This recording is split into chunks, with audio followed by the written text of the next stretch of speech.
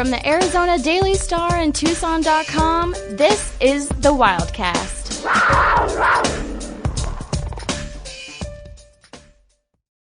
All right, welcome to another episode of the Wildcaster. I'm Alec White, joined alongside Greg Hansen, the Arizona Daily Star's longtime columnist, and we've got a special edition podcast today.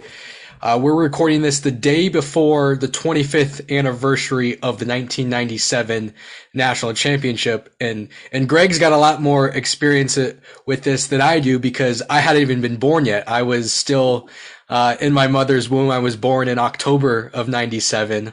Wildcats won that March 31st, 1997. So looking forward to having some nice reminiscing of the good old days, as we'll call it, even though I don't have any recollection of them. That's why I've brought Greg along to be the expert. But Greg, first off, how are you today? We're back in Tucson after the NCAA tournament run for the Wildcats. Just how have you been since coming back from San Antonio? You know, we both know that how you get interrupted. You're planning on staying the whole weekend, and then you go home after the first game and you have to hustle to change your flight and everything. And man, I think over all the years I've been doing that, I bet at least 60% of the time you go home after that first game. It's never fun. Oh, no. My first NCAA tournament experience was 2018, the DeAndre Ayton year. I was a sophomore in college, and it was opening night of the tournament. They were one of the last games on the first Thursday of the tournament, and they lose to Buffalo, and you're just kind of sitting there like, oh, now what? Now you got to, scramble to change a flight home with the Daily Wildcat. It was just a logistical nightmare, especially out of Boise. Some of those smaller cities, for the first round games, it's tough to find flights. I could write a small book on exactly what you just talked about. Well, speaking of what we just went through, both of us coming back from San Antonio, this is the week of the Final Four. The Wildcats are not in it, losing in the Sweet 16 to Houston. It was the first season of the Tommy Lloyd era, 33-4. Won the Pac-12 regular season conference, won the Pac-12 tournament in Las Vegas, had a dramatic overtime win over TCU, and then stumbling a bit against Houston. It was kind of the tale of what has tripped Arizona up previously this season, those tough physical teams that force Arizona out of its comfort zone. It really showed the lack of depth or tournament experience on Arizona's roster, and just the lack of physical play.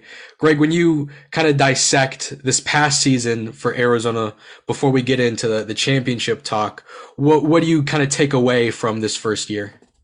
Profound success, resetting the entire stage, re-engaging the community, reestablishing its reputation in the country. All of those positive steps that had to be taken. And I know now, looking back, people aren't happy that they went out in the Sweet 16, but October 15th, if someone said that, you would think, are you crazy? This isn't a Sweet 16 team. And it was probably more, but I thought they ran into a team that was underseeded. Maybe Houston shouldn't have been as far down as a 5. But that happens every year. You see it all the time. And in all the years I've been here, Arizona bumps into an underseeded team when you least expect it, and they're out. And I thought this year was a complete success. Well, and a lot of people thought when the tournament first started, they were looking ahead to the potential rematch, Arizona-Illinois. And Houston was kind of the forgotten team in that region as a 5 seed because they won the AAC. They were like 28-5, and they went to the Final Four a year ago. A lot of the preseason hype was focused on, UCLA and Gonzaga returning up basically everybody from their Final Four team, and nobody was talking about Houston, which returned basically its entire lineup from the Final Four season. So you're right, just an underseeded team, wrong team at the wrong time, but I totally agree with you that it was success, and now it's just about building on that. And when you look at Tommy Lloyd's checklist this season, this off season, what's at the top of the list for the off season to-do list? He's got to get 2 or 3 new players to fill out the depth chart. has to definitely get a point guard worthy enough to play next year. Maybe not start, but push Krisa to the brink. And of course, he's got to see how it turns out with Christian Koloko if he's coming back. They're fortunate they have Umar Ballo sitting there ready to start, but that's the number one thing is Christian Koloko coming back. It spins on that. And I think we probably both agree if Koloko comes back, Arizona's a top 10 team from the day one. Yep. If he doesn't, they're still probably top 25. And he's the one guy with some recruiting magic that I can think of where suddenly one day in June, you hear that he just got back from Thailand or somewhere and he's got this 6'4" NBA prospect with him. That nobody's ever heard about except for him. I know it. But yeah, no, Tommy Lloyd, international recruiter. I think it's, he's right now the recruiting class is pretty bare. You've got, Dylan Anderson and maybe Kylan Boswell if he reclassifies, but I don't think it's really anything to worry about with the transfer portal. And then, the international guys, they're always super late to commit to a school. They're, it's usually a summertime thing or kind of right before, preseason hits, but certainly a really good foundation built in year one under Tommy Lloyd. Greg, now I kind of want to turn our attention to what the special podcast is about today, the 97 anniversary, 25 years ago today. The Arizona Wildcats won their first national title, and they really kind of flew under the radar. They had a disappointing season, started out, I think they were a top 25 team to begin the year, climbed all the way inside the top 10, and then, lost a couple games at the end of the regular season there. What were the expectations preseason for the 97 team? I thought they were top 25, and maybe if you got to Sweet 16, it would be a good year because 95 and 96 were not Lute level teams. They got to the tournament, but they lost in the first round. They didn't win the league. UCLA had won the national title. The balance of power in the league had gone to UCLA. Arizona had all these young guys. Miles Simon hadn't been a star. A.J. Bramlett and Bennett Davison certainly hadn't been star level or, even close to that. And, that year in the Pac-12, I was looking back thinking of it. Maybe the reason why Arizona was underlooked so much was the Pac-10 was so good that year. They had 3 Sweet 16 teams. They had 5 ranked teams, top 25 teams. And it really hits me when I remember going the final trip of the season, final regular season weekend. They played at Cal and at Stanford. Cal had the player of the year in the league, Leon Gray. They beat Arizona when Arizona missed a 3 at the buzzer. The night before, Stanford beat Arizona on a turnaround jumper at the buzzer. And those were tournament teams. And I just didn't stop to think, well, if you can play Cal and Stanford that good in sellout situations on the road, you're okay.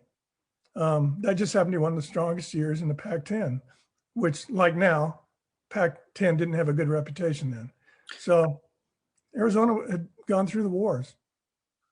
Well, and the thing about the Pac-10 that's crazy is you're mentioning teams like Utah and Stanford. Obviously UCLA was still the class of the Pac-10, but for people such as myself that are kind of living in modern day Pac-12 basketball, to hear be Utah as a powerhouse basketball school and Stanford as a power school for basketball, like just put that kind of in terms of what it meant back then for those schools, because now so many people my age and younger and growing up and watching Arizona have no idea of the rich history that Utah and Stanford have in basketball. Stanford was the hardest road game every year from about 1988 to about the mid 2000s, 2005 when Mike Montgomery left. They sold out 7,000 every game. They had the 6-man club, which took the entire bottom half of the stands behind where the team sat. If you could win at Maples or hang in there, you could play with anybody anywhere. And I know because I went to all of Arizona's games at Duke and North Carolina and Kansas and Villanova through the years. Stanford was as tough a place you could play.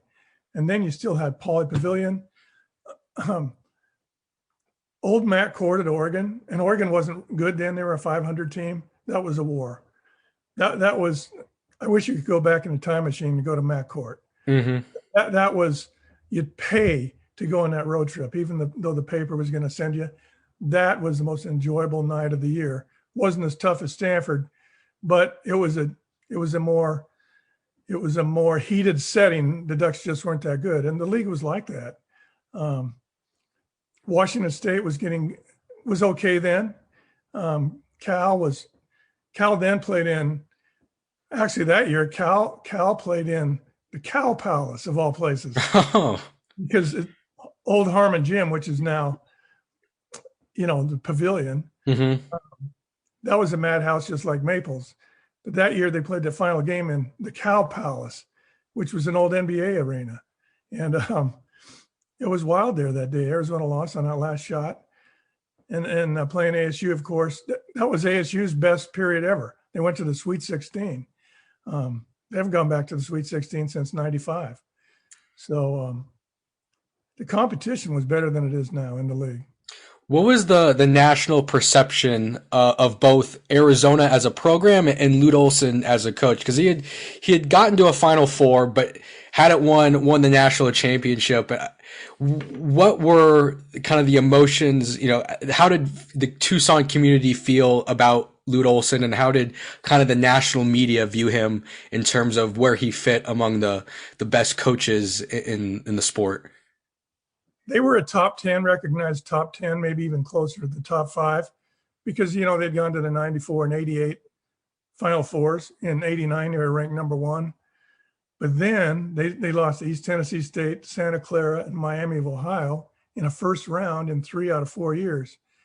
And a really funny story that hits home, when Arizona got to the Elite Eight against Providence in 97, in the big press conference, Lute goes up on the podium, and some guy from Rhode Island, the paper in Rhode Island, goes, Lute, could you tell us about those first round losses to Austin Peay and everybody else? And started laughing and goes, well, we didn't lose to Austin Peay, but if we had played them, we probably would have.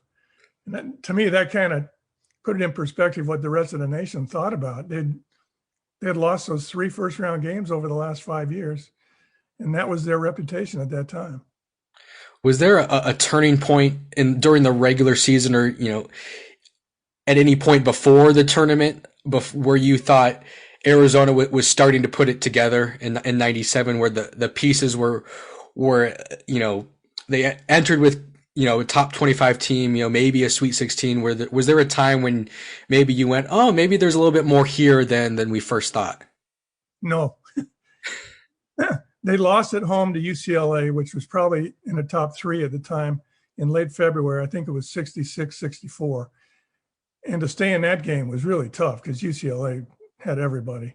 And I just didn't pay enough attention to the toughness of that Cal-Stanford road trip to end the season, how good you had to be to hang in those 2 games. And over the years, looking back, I just thought that, that was just a mistake not to recognize that. I didn't see it coming. If anybody in this town says they saw even a run to the Elite Eight coming, don't believe it. So how did it happen? What was the secret ingredient that led that run? 2 all-time escapes in the first 2 games. South Alabama led 53-43 with 7 minutes to go, and they were like Houston.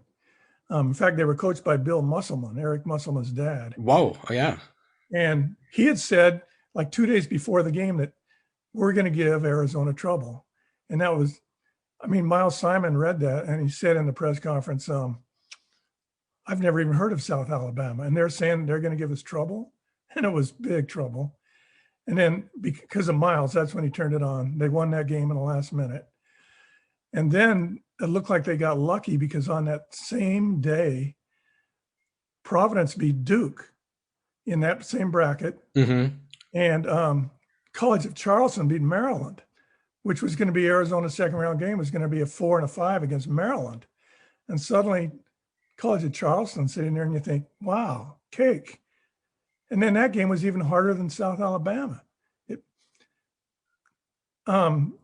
Charleston had the ball in the last possession, down 2. You're sitting there thinking, it's done.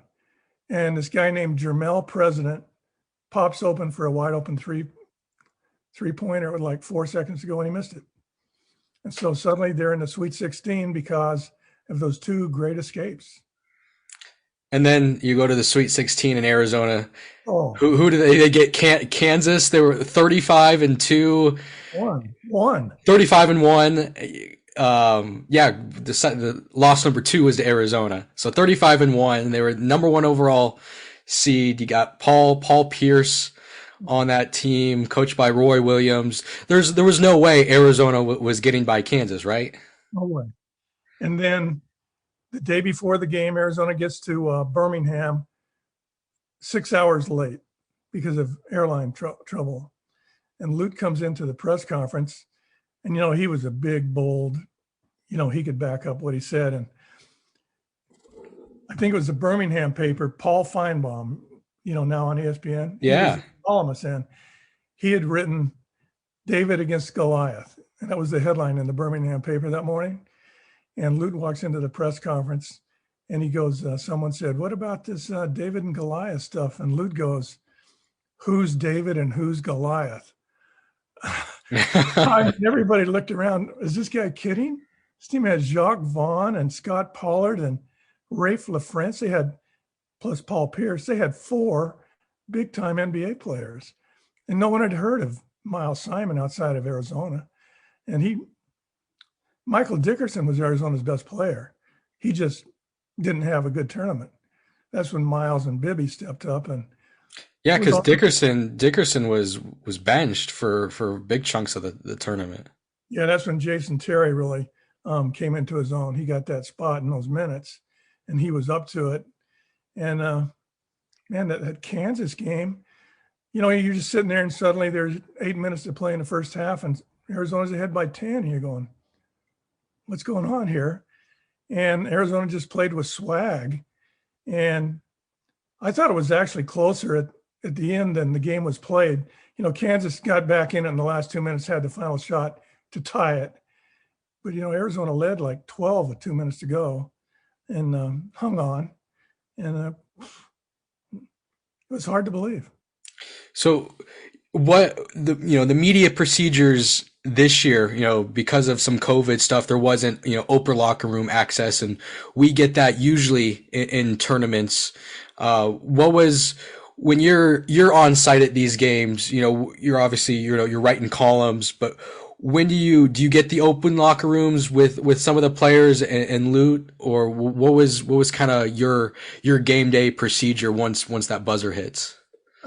Full access to the locker rooms. And to me, the best part was access to the assistant coaches, because they were, they could tell you why things happened. And Lute had 3 really outgoing, engaging assistants, Jim Rosborough, Phil Johnson, and Jesse Evans, who had just signed the week before. Evans had agreed to become the head coach at Louisiana Lafayette. But you could go talk to those guys and they would tell you why things happened. And they it was like an educational process, much more so than, because Mike Bibby may have been the worst interview in the history of college basketball. Couldn't get anything out of him. Miles Simon was just the opposite. He was a great talker. So was Bennett Davidson, so was A.J. Bramlett. Dickerson was, off limits. He wouldn't talk. And so you go to those assistants, and I remember Phil Johnson, their assistant coach, who later became the head coach at San Jose State, told me College of Charleston had a better backcourt than Kansas. And I went, what? He says, yeah, we were looking at the film and we realized those 2 Charleston guards are better than Jacques Vaughn and Jared Haas. And it turned out to be true, because Haas, was an NBA player and Vaughn couldn't shoot. Not having watched him all year, I didn't know he couldn't shoot. So the coaches knew what the public didn't. And what you talked about, the contrast between, Bibby's interview and Simon, when you get to talk to the players, what insights are you getting from them about how they've approached the tournament? Because obviously, they're an underdog and they see the David versus Goliath press conference. And did Lute's kind of mentality of, well, who's David and who's Goliath, did that wear off on them where you could kind of sense that they weren't bothered or slighted by being underdogs? I think they had confidence in themselves because Arizona was an elite program, top 5, top 6 program. And that's why they were there. And their non-conference schedule was ridiculously tough. I was looking at it yesterday, and now I'm forgetting exactly who they played, but they went to like Michigan. North Carolina was the first game of the year. And they beat them. Yeah. In Massachusetts. And they took on all comers. Their November, December schedule was so unlike today. So they got used to being looked at as a Kansas. And so I think that's a lot of the reasons why Kansas didn't, phase them that much.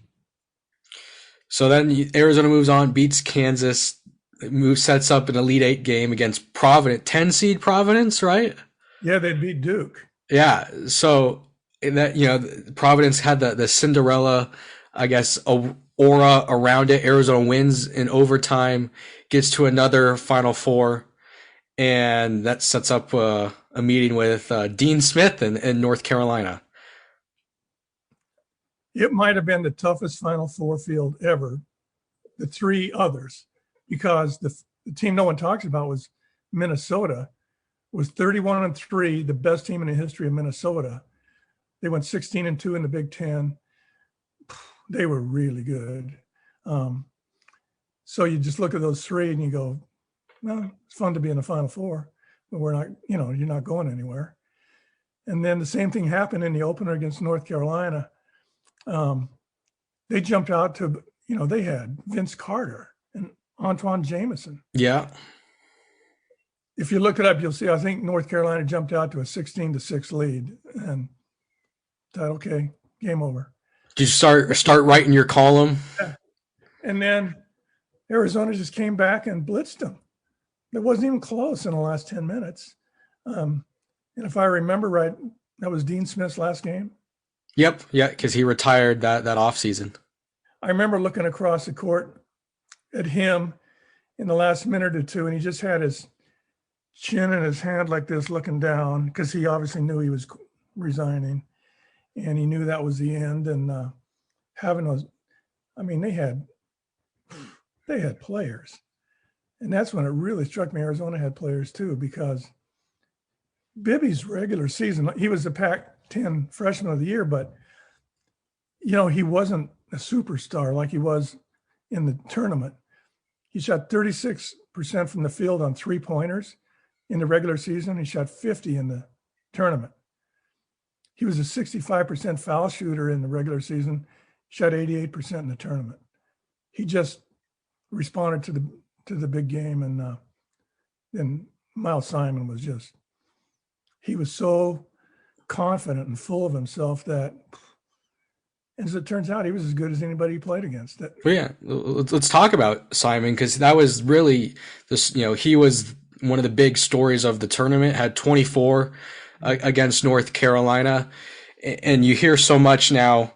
You see, his name, up in Jersey, up in the rafters in McHale. Just put into terms now, like the star power that he held, at Arizona, and what people thought of when they saw him in '97.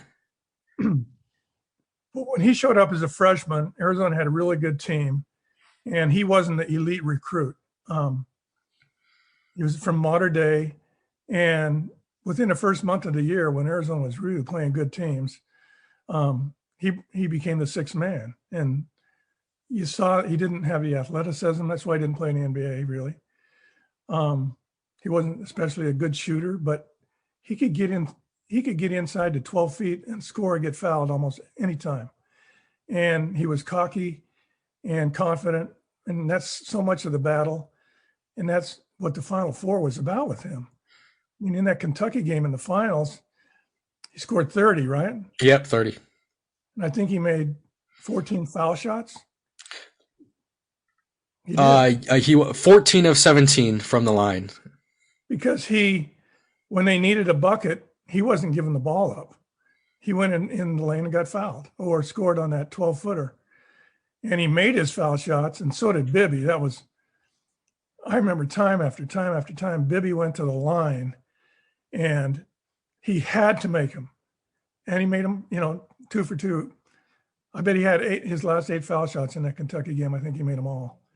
And that's how you win. What do you kind of remember most about Arizona getting to the national championship, leading up to playing Kentucky? Still obviously, an underdog in that matchup, but it must have not have felt like it, because at that point you're just sitting here like, well, they just beat Kansas, they beat Providence, they beat North Carolina, like this, like Arizona, even though they're listed as an underdog, like they're not an underdog. It was like Jim Rosborough in the locker room the day before the game said, it's like we've played 2 national championship games already, and this is number 3. And that was very accurate. And I remember this, watching ESPN the night before the game, and they had their panel of 6 experts on, like from Dick Vitale and Chris Fowler and those guys, and all 6 picked Kentucky. And that just fit the theme for the whole 3 weeks. And it's funny, the morning of the game, the Indianapolis newspaper, the Star, polled 24, quote, college insiders, guys like, Vitale, and they all picked Kentucky, 24-0. Nobody was won over by Arizona yet. I was going through an archive yesterday and found that note. All 24 picked Kentucky. That's incredible. Yeah.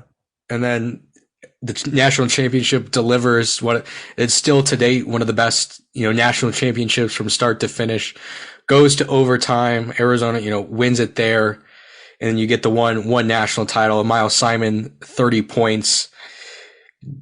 When you were writing your column, sitting there describing how Arizona did it how did you put it in perspective? One with your writing, and then 2, just could you believe what unfolded and what you just kind of witnessed over that 3-week run? Well, you know what it's like. The tension really grows if you're writing on a game like that, because you have to deliver, something equal to the game. And we were on deadline. Tight. It wasn't real tight. It was probably an hour and 15 minutes. And the interviews took forever because you had access to everybody. And so finally you get back to your computer and you look at the clock and it's like 38 minutes and you've got all this stuff. You don't even have time to read through your notebook. And you think, well, what can I write? But you have no choice but to move. And I just thought it was a game that never died with U of A fans and would never die. It would stick with you forever. So I can't remember what I wrote, but it's probably something in that vein that by the time I got done, I thought that was one of the funnest things I've ever done, was to write that story. Instead of a lot of times you just go, I beat the deadline, but not that night. That night you wanted to, to hit the 3-pointer as a journalist, Yeah. It was a special moment. I interviewed, the Arizona Athletic, who was the athletic director at the time? Was it Jim Livengood? Livengood, yeah. I interviewed Jim Livengood. I think it was about a year ago, around this time, just doing some stuff about Lute, and he was telling this story about after Arizona won, they were all kind of celebrating at the team hotel, and you could just kind of see this jubilation on Lute's face, and everybody kind of around was at the team hotel, and there was just this unmatched excitement. What was Lute like, being around him after, that night when you're, seeing him and the team celebrate the title, and then just kind of the celebration and days after? What was kind of Lute like that? It was a different side of Lute, because he always had a kind of a, arm's length thing. But by that next morning, when they were getting ready to fly back to Tucson and have that parade with 48,000 people at the stadium. He had already agreed to go on the Tonight Show, Good Morning America, and I'm leaving one or two out. Over that night, his people had contacted Lute's people, and he was already doing that. He told everybody he slept for about an hour and 10 minutes. And then they got in the plane, and the players really didn't go to bed, because I remember sitting in a hotel room overlooking where their hotel was. And about 5 a.m, we looked out and we saw Bibby and Simon on the street at a Shake Shack with about, 50 fans around them, and they were just enjoying it. And no one went to bed. Even the newspaper guys didn't, because we all had to drive to Chicago, which took forever, and you couldn't get out of Indianapolis. And it was just a night not to let go, I thought. What do you, looking back 25 years removed from it, what do you remember most, either as a sports writer or just as, somebody following the team that, you look back on and you still, maybe makes you smile, or just you kind of stop and think about a certain aspect of the season? Was it the national title? Was it kind of obviously, winning the title, but was there a specific point during that run that you just kind of remember and look back on? Well, what went through my mind when you asked that was, when the game ended and the net cutting began, Cedric Dempsey was standing there like at the foul line watching all of it take place. And he was the executive director of the NCAA. And he presented the trophy. And see, that was 97. So 14 years earlier, he hired Lute from Iowa, which was stunning in itself. And here it was 14 years later, he's standing there watching Lute cut down the net with the national championship. And I remember I asked him, when you hired him, did you think this was possible? And he looked at me real serious. He's a great guy. And he said, I absolutely did. Because he had gone to the Final Four at Iowa. He said, I absolutely did. He said, I'm probably the least surprised guy here. So he had read it correctly. And to see him there at that moment kind of tied it all in for me. It was just, and then you look on the floor and Steve Kerr and Sean Elliott were there. They had an off night that night in Chicago and drove down from the Bulls with Judd Bushler, who was also on the Bulls. All those guys being there, the man who hired Lute, his two foundational players, Elliott and Kerr, it just seemed like, who wrote this script? Well, 25 years ago, March 31st, 1997, Arizona won its first national championship. Greg Hansen alongside us, delivering some insight as to what it was like. One of my professional goals at some point is to cover a Final Four, whether it be for Arizona or, another, school that I'm covering. So, thought it could have been this year with this Arizona team, but wasn't meant to be. But we've got coverage of the 25th anniversary all this weekend on the Wildcaster app and Tucson.com. Greg's, I think you have another column this weekend, Greg, just kind of reflecting back on it. So I'll let our readers find that and digest that. But we're running all of the game stories from that week. I think Bruce Pascoe's stories, your column, some photo galleries, those will all be republished on our website, the Wildcaster, and then Tucson.com all weekend. So Greg, I appreciate you jumping on and sharing some stories from that memorable run. Thanks. It was fun to talk about it again. Thanks, Alec.